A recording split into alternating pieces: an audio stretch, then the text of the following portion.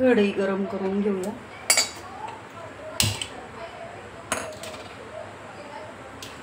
आज बनवतोय आपण उपवासाची ताकातली मिरची, जी आपण भगरीच्या भाकरी बरोबर खाऊ शकतो। त्याच्यासाठी मी ह्या मिरच्या कट करून घेतल्यात। त्यानंतर लागणारं साहित्य शेंगदाण्याचा कूट घेतलाय आणि मीठ घेतलंय आणि ताक। आपल्याला एवढं साहित्य लागणार आहे।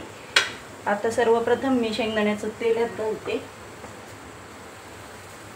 आपली कढई गरम होतीये।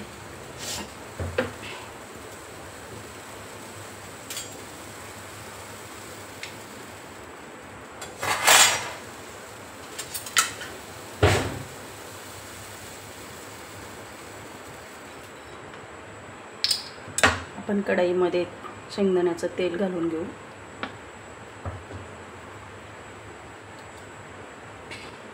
तेल गरम झालं की आपण ह्याच्यात ह्या मिरच्या घालून घेऊया। हे छान परतून घेऊ।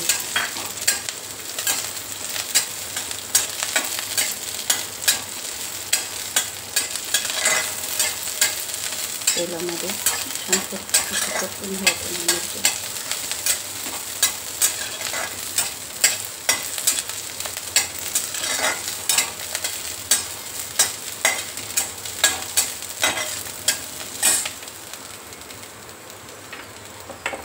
यात आपण मीठ घालून घेऊया।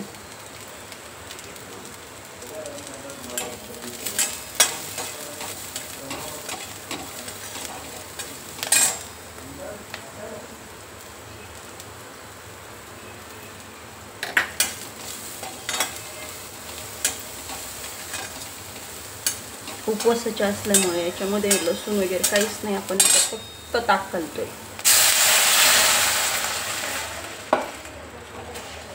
आता हे छान असे उकळू द्यायच्या ताकातच।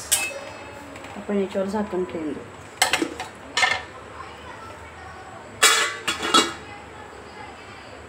कमी गॅस करते। आपल्या मिरच्या आता उकडत आल्यात। आपण याच्यामध्ये शेंगदाण्याचा कूट घालून घेऊ।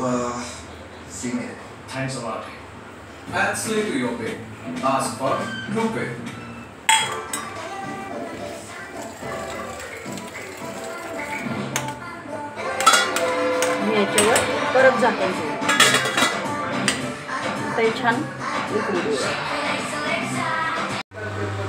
ऑलमोस्ट आपली उपवासाची मिरची रेडी आहे। उपवासाची मिरची आपली रेडी आहे। आपण आता हे काढून घेऊया बाउलमध्ये।